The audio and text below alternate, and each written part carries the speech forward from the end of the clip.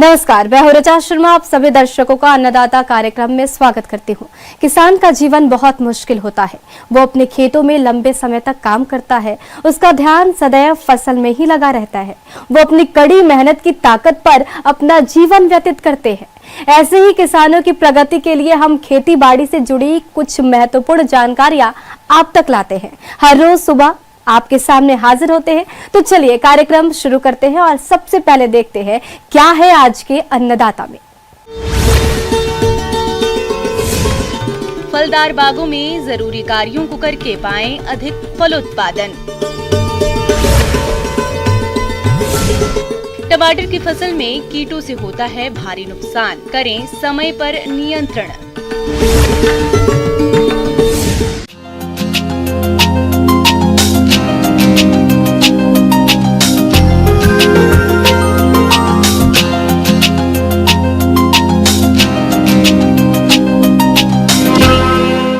प्रदेश के जिन किसान भाइयों ने नए फलदार पौधे लगा रखे हैं, वे अभी बढ़वार की अवस्था में हैं। लेकिन बारिश के मौसम में कई बार कीट, व्याधियों और खरपतवारों के कारण इन पौधों की बढ़वार रुक जाती है और कई पौधे सूख कर मर जाते हैं।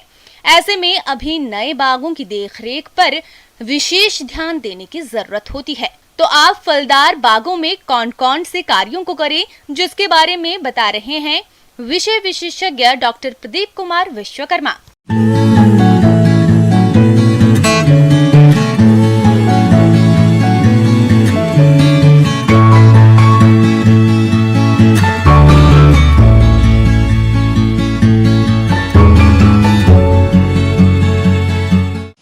आपने बहुत ही अच्छा सवाल किया। एक साल पुराना जो बाग रहता है उसका प्रबंधन के लिए हमको बहुत सारी छोटी छोटी चीज़ें और बहुत ही महत्वपूर्ण चीज़ों का ध्यान रखना चाहिए। जैसे कि एक साल पुराना ऑर्चर्ड हो गया है तो हमको एक साल पहले जब हमने प्लांटिंग के टाइम पे जितना फर्टिलाइज़र वगैरह दिया था, तो इसके बाद हमारा जो फर्टिलाइज़र शेड्यूल होता है वो भी फॉलो करना पड़ता है। जैसे कि हमको एक साल बाद उसमें पानी का और फर्टिलाइज़र का बहुत ही महत्व रखना चाहिए। फर्टिलाइज़र हमको एक ऑप्टिमम क्वांटिटी में देना चाहिए, ना तो ज़्यादा देना चाहिए ना तो कम देना चाहिए। अगर ज़्यादा देंगे तो उसमें बर्निंग इफेक्ट या स्कॉर्चिंग इफेक्ट आ जाएगा। जैसे कि आम में अगर हम फर्टिलाइज़र, पोटेशिक फर्टिलाइज़र ज़्यादा दे देंगे या फिर म्यूरेट ऑफ पोटाश दे देंगे तो हमको उसमें क्लोरोसिस के सिम्टम दिखाई देंगे। इसीलिए आम में हमको क्या करना चाहिए, उसको म्यूरेट ऑफ पोटाश को अवॉइड करके सल्फेट ऑफ पोटाश का प्रयोग करना चाहिए। नए लगाए गए पौधों में पानी की अधिकता और कमी दोनों ही नुकसान करते हैं, अतः जरूरत के हिसाब से पानी देना चाहिए। पानी की जरूरत भूमि के प्रकार और मौसम के ऊपर निर्भर रहता है। पहली सिंचाई यदि वर्षा न हो तो पौधे लगाने के तुरंत बाद की जानी चाहिए। इसके बाद जरूरत के हिसाब से सिंचाई करते रहें और बारिश की अधिकता होने पर खेतों में जल भराव की स्थिति में जल निकास की उचित व्यवस्था रखें। और दूसरा बहुत ही इम्पोर्टेंट चीज़ है पानी।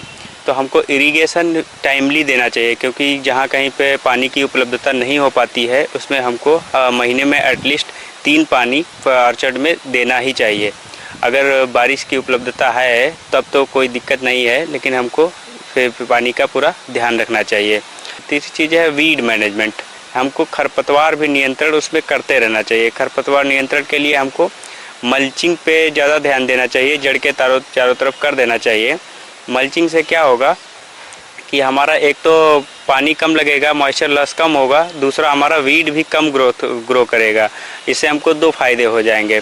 मल्चिंग के अलावा अगर ज़्यादा वीड बड़ा हो गया हो तो हम केमिकल हर्बिसाइड की तरफ जा सकते हैं और हमको वीड कंट्रोल हम कर सकते हैं। पौधों को सहारा देना। नए लगाए गए पौधों को बांस या लकड़ी लगाकर सहारा देना चाहिए, जिससे वह तेज हवा से टूटे नहीं।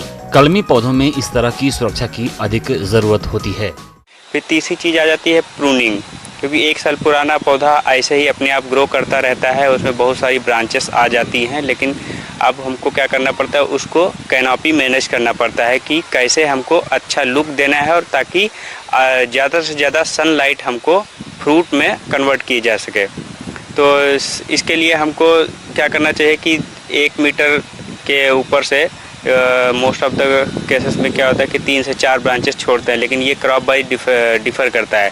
तो हमको बढ़िया सा स्ट्रक्चर दिखना चाहिए ताकि मैक्सिमम सनलाइट कैनोपी के अंदर प्रवेश हो सके। एक साल पुराने बाग में क्या होता है कि मोस्टली सारी फ्लसेस होते हैं जो ग्रोथ एक्टिव ग्रोथ स्टेज में होता है, क्योंकि ये इसका विगरस प्लांट्स होता है, बहुत ज़्यादा ही एक्टिवली ग्रो करता है, तो इसमें पेस्ट अटैक भी ज़्यादा होता है। तो उसके लिए हमको पेस्ट मैनेजमेंट पर भी ध्यान देना चाहिए। समय समय पर हमको ऑब्जर्व करते रहना चाहिए इंडिविजुअली प्लांट्स को, ताकि हमको किसी भी प्रकार का पेस्ट अगर दिखे, अगर उसका इकोनॉमिक थ्रेशोल्ड लेवल से पर दिखाई दे रहा है तो उसको हमको तुरंत ही कंट्रोल करना चाहिए। सफेद चूड़ी रोग या पाउडरी मिल्ड्यू रोग, यदि मौसम बदलने वाला हो या बरसात हो रही हो तो यह रोग प्रायः देखने को मिलता है। इस रोग के प्रभाव से रोगग्रस्त भाग सफेद दिखाई देता है। इस रोग के लक्षण दिखाई देते ही पौधों पर 5% गंधक के घोल का छिड़काव करें। इसके अतिरिक्त 500 लीटर पानी में 250 ग्राम केराथिन घोलकर छिड़काव करने से भी रोग पर नियंत्रण पाया जा सकता है। बात करते हैं फल बागों में कीटों की, तो हापर कीट का प्रकोप इस समय होता है। यह कीट मुलायम पत्तियों का रस चूसकर हानि पहुंचाते हैं। इस कीट की रोकथाम के लिए डाइमेथेट 30 EC दवा की 1.5 मिलीलीटर मात्रा प्रति लीटर पानी के हिसाब से घोलकर छिड़काव करें। फर्टिलाइज़र देने के लिए हमको एक बात ध्यान में रखना चाहिए, क्योंकि हमारा ऑर्चर्ड एकदम नया होता है और हमारा प्लांट्स एकदम ग्रोथ स्टेज में होता है, तो इसको हम 30 सेंटीमीटर जो प्लांट से दूरी छोड़ करके उसके बाद उसमें सॉइल में हम फर्टिलाइज़र देते हैं और उसको 15 सेंटीमीटर की मिट्टी में देकर हम खोद के मिला देते हैं, ताकि फर्टिलाइज़र जो है डायरेक्ट रूट जोन में, फीडिंग रूट जोन में पहुँच जाए। इससे हमको फर्टिलाइज़र का लॉस कम होगा और अधिक से अधिक उपज मिलेगी, ताकि और हमारे पौधे की हेल्थ जो है वो भी सही दिखेगी। ब्रेक के बाद आप सभी दर्शकों का अन्नदाता में स्वागत है। चलिए अब रुक करते हैं अगली कड़ी की ओर।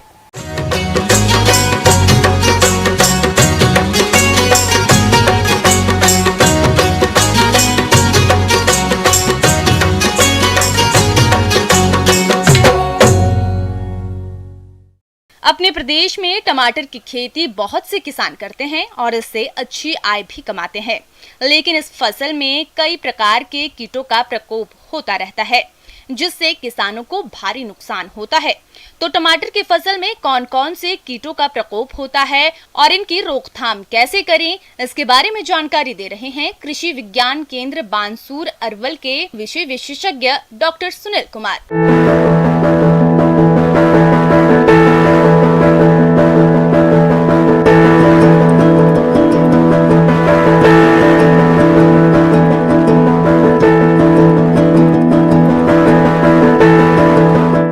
आज चर्चा करेंगे टमाटर के में कीट प्रबंधन के।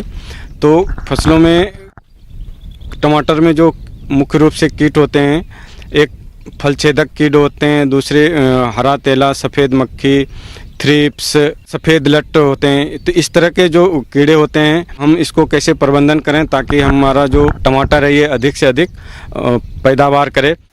फसल में मोयला, हरा तेला, सफेद मक्खी आदि कीट का प्रकोप हो सकता है, जो फसल की फूल पत्तियों का रस चूस लेते हैं।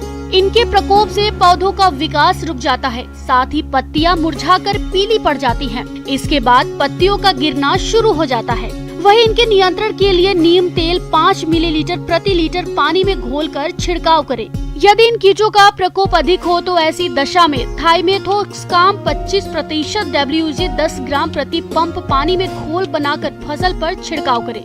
भूमिगत कीट जैसे सफ़ेद लट्ट होते हैं या टर्माइट्स होते हैं, दीमक होते हैं, तो इस तरह के जो कीड़े हैं उसको हम कैसे बचाएं? तो एक बीज उपचार आप कर सकते हैं इसको इमिडाक्लोप्रिड से, क्विनोलफॉस या रिजेंट नाम की दवाई से इसको आप बीज उपचार करके लगाएं। अगर नर्सरी में बचाव करने के लिए आप इन्हीं दवाइयों को 1 से 1.5 ml प्रति लीटर पानी के हिसाब से आप उसका बीच बीच में छिड़काव कर सकते हैं।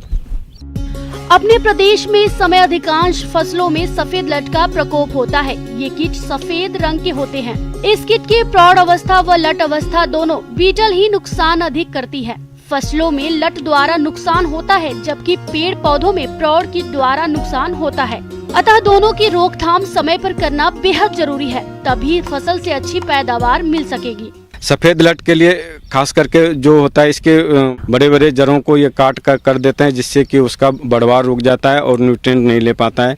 तो हम इसमें खरीफ फसल में क्विनोल फॉस जो 25% आता है, इसको हम 1 से 2 ml प्रति लीटर पानी के हिसाब से घोल बना करके या 250 ml से लेकर के 300 ml तक प्रति बीघा किसी बजरी वगैरह में मिला करके इसको घेर दें और फिर आप सिंचाई पानी फव्वारा चला दें। टमाटर की फसल में फल छेदक इस कीट का वयस्क भूरे रंग का तथा लट हरे रंग की होती है। इस कीट की सबसे हानिकारक अवस्था लट होती है। लट शुरू में मुलायम पत्तों पर हमला करती है और बाद में फलों पर आक्रमण करती है। एक लट 2 से 8 फल नष्ट करने में सक्षम होती है। तो इसका नियंत्रण कैसे करें, वह इस प्रकार से है। जो हमने फल छेदक कीट का बताया, इसमें एक फेरोमोन ट्रैप आती है जिसको हम फसल में लगा देते हैं तो उसमें एक फेरोमोन ट्रैप में एक ल्योर होता है जो कि मेल कीटों को आकर्षित करता है। मेल कीटों को आकर्षित करने के बाद हम उसको क्या करते हैं, मार देते हैं और उससे क्या होता है कि अगला जनरेशन उससे तैयार नहीं होती है ज़्यादा। तो हम और अपने खेतों में उसकी मॉनिटरिंग भी करते रहते हैं कि हमारा फेरोमोन ट्रैप में कितने नर प्रतिदिन या 24 घंटे में कितने नर उसमें आ रहे हैं। तो इससे पता चलता है कि आसपास में फल छेदक कीटों की कितनी संख्या है। तो उस आधार पे हमारा क्या पता, आर्थिक क्षति स्तर का भी पता चलता है कि हम कीटों का कितना क्षति हो सकता है। तो उस हिसाब से भी हम कीटनाशक का छिड़काव करते हैं। नहीं तो अगर हम नीम तेल का भी इसमें छिड़काव कर सकते हैं। अब 3 से 5 ml प्रति लीटर पानी के हिसाब से फल और फूल बनने के समय में अगर करें तो ये फल छेदक कीट जो होते हैं उसको फलों को नुकसान कम करते हैं। तो हम इस तरह से टमाटर में कीटों का प्रबंधन कर हम अधिक लाभ ले सकते हैं। धन्यवाद। ब्रेक के बाद एक बार फिर से आप सभी दर्शकों का अन्नदाता कार्यक्रम में स्वागत है। बढ़ते हैं अगली प्रस्तुति की ओर।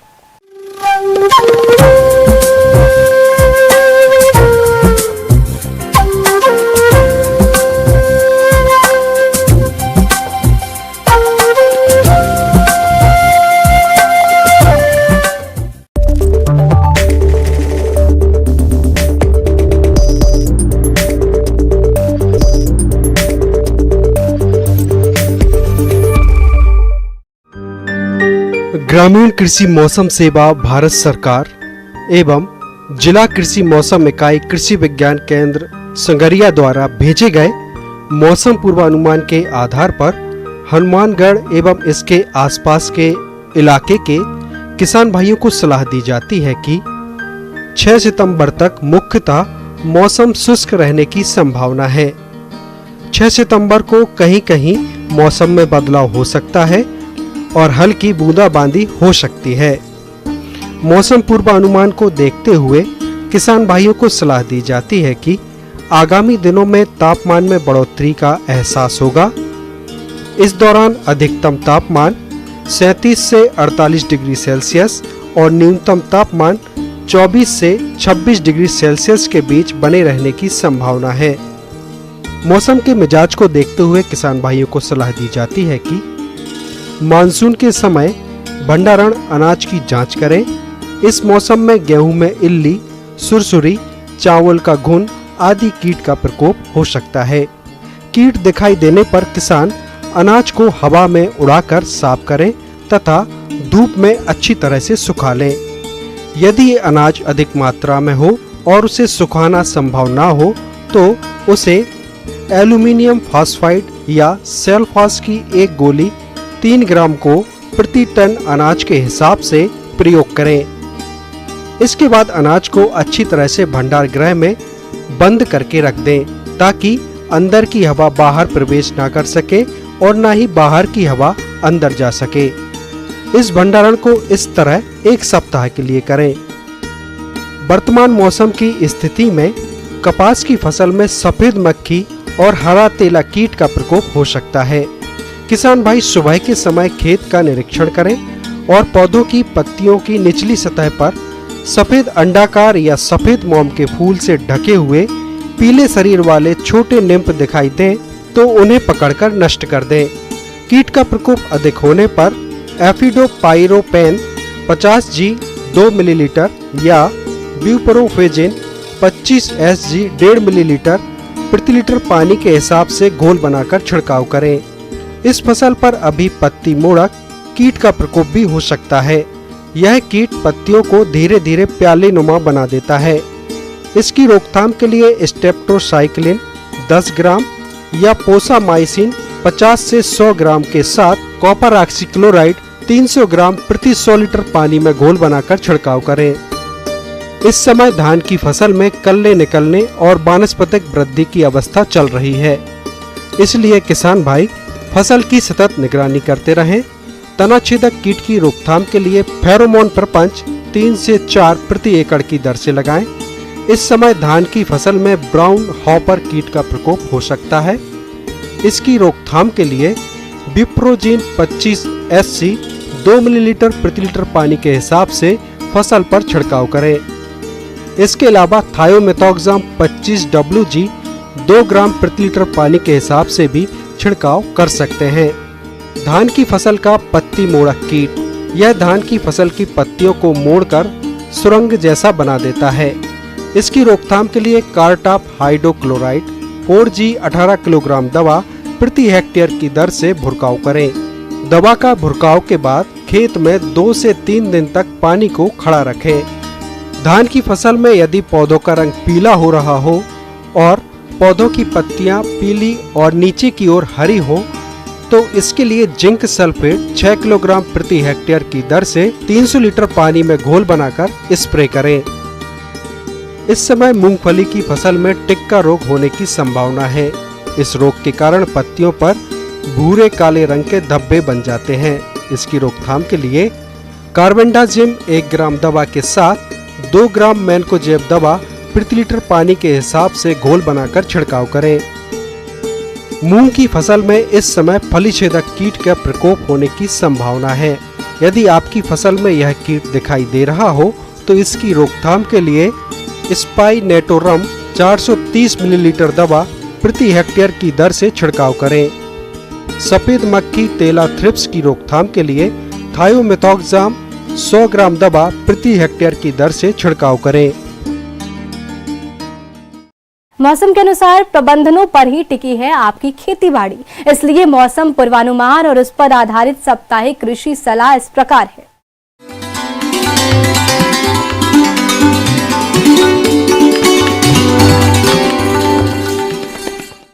अन्नदाता हेल्पलाइन निःशुल्क फोन संपर्क सेवा के माध्यम से आपके द्वारा पूछे गए प्रश्नों में से 1 या 2 महत्वपूर्ण प्रश्न को हम अपने कार्यक्रम में शामिल करते हैं। इसी के तहत आज का चयनित प्रश्न और उसका जवाब इस प्रकार है। अन्नदाता निःशुल्क फोन संपर्क सेवा के माध्यम से पूछे गए प्रश्नों में से आज हमने जिस प्रश्न को कार्यक्रम में शामिल किया है उसे पूछा है ग्राम रंगपुर, जिला कोटा के कृषक दीपक सिंह ने। आप बायोफ्लॉक सिस्टम से मछली पालन के बारे में जानकारी चाहते हैं तो दीपक सिंह जी आपकी जानकारी के लिए प्रस्तुत है कार्यक्रम का ये अंश।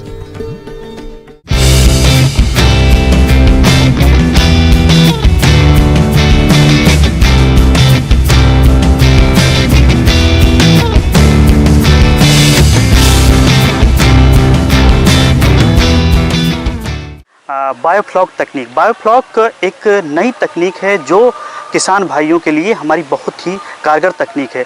जैसा कि आप सभी जानते हैं कि हमारे आज के दिन में जो है सभी किसान भाइयों के पास तालाब नहीं होते हैं। 1 हेक्टेयर या 2 हेक्टेयर जैसा भी है तालाब नहीं होते हैं, वो इस तकनीक को अपना सकते हैं। मछली की बढ़ती खपत को देखते हुए मत्स्य पालक उत्पादन को बढ़ावा देने के लिए नई तकनीक को अपना रहे हैं। इसके लिए कम पानी और कम खर्च में अधिक से अधिक मछली उत्पादन करने के लिए बायोफ्लॉक तकनीक अपनाया जा रहा है। बायोफ्लॉक तकनीक एक आधुनिक व वैज्ञानिक तरीका है।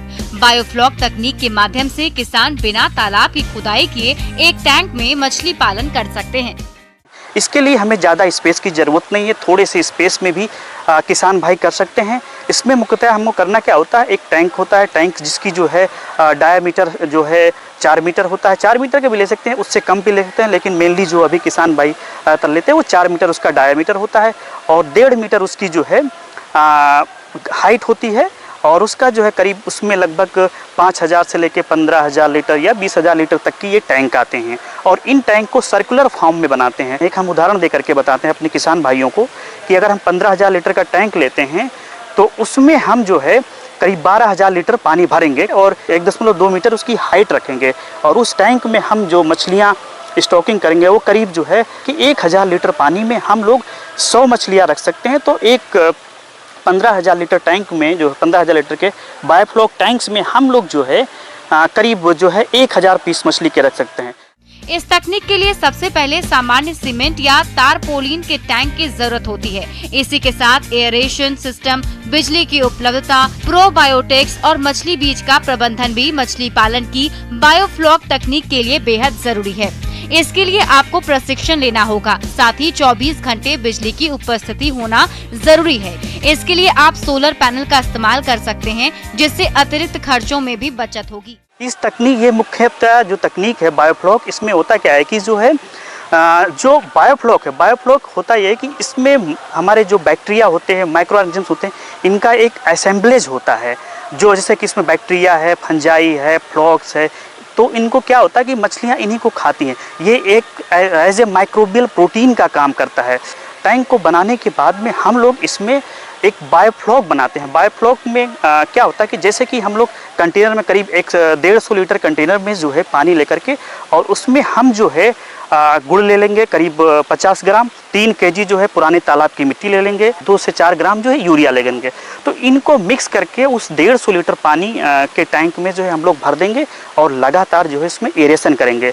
तो एरेशन करने के बाद करीब 24 से 48 घंटे में जो है फ्लॉक बन जाते हैं। फिर उसको हम करते क्या है कि उस टैंक पे हम ट्रांसफ़र कर देते हैं, तो एज ए वो इनाकुलम काम करता है। उसके बाद हम उसमें पानी भर देते हैं। बायोफ्लॉक विधि में मछली पालन में भी जैविक विधि अपनाई जाती है। बायोफ्लॉक विधि में जार में बैक्टीरिया पैदा की जाती है। ये बैक्टीरिया मछली के 20% मल को प्रोटीन में बदल देता है। मछली इस प्रोटीन को खा लेती है। बचा मल जार में नीचे जमा हो जाता है। इसे टोटी के जरिए निकाल दिया जाता है और मछलियों को कोई नुकसान नहीं होता। बायोफ्लॉक तकनीक से टैंक में पाली जाने वाली मछलियों की प्रजातियों में कुछ खास बातें होनी चाहिए, जैसे मछली टैंक के वातावरण सहन कर सके, मछली निम्न जल स्तर पर सही बढ़वार ले सके, पंगेशियस, कोई कार्प, सिंघी, तिलापिया, देशी मांगुर, पापदा, कॉमन कार्प इत्यादि मछलियों की प्रजातियां टैंक में आसानी से पाली जा सकती हैं।